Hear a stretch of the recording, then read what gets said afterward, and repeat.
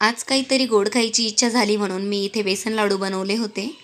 1 चमचा तुपावर बदाम गुलाबी रंगावर फ्राय करून घेतले व जाडसर कुटून घेतले। जाडसर कुटून घेतल्यामुळे लाडू खाताना दाताखाली आल्यावर छान असं लागतं। त्यानंतर एक पॅन गरम करून त्यात 2 वाटी बेसन टाकून घेतलं।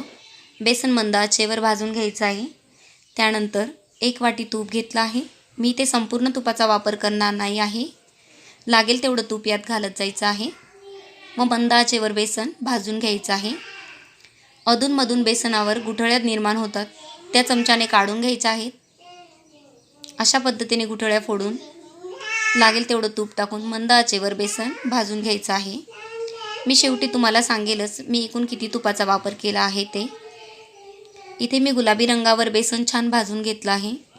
मला एकूण 30 मिनिटे लागली आहेत। घरात सर्वत्र बेसनाचा सुगंध पसरला म्हणजे आपलं बेसन भाजून झालं आहे। त्यानंतर बेसनातून तूप रिलीज व्हायला लागलं म्हणजे देखील आपलं बेसन भाजून झालं आहे। इकडे माझं बेसन भाजून झाल्यानंतर एका प्लेटमध्ये काढून घेतलं आहे। मला एकूण अर्धा वाटी तुपाचा वापर इथे करावा लागला आहे।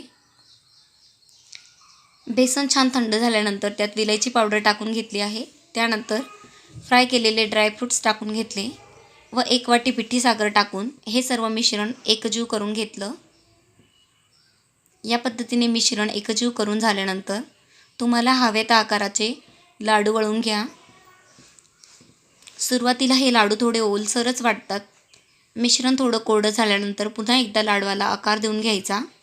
या पद्धतीने मी ते सर्व लाडू बनवून तयार करून घेतले होते। खूपच छान झाले होते। तुम्हाला रेसिपी आवडल्यास लाईक करा, चॅनलला सबस्क्राईब करा।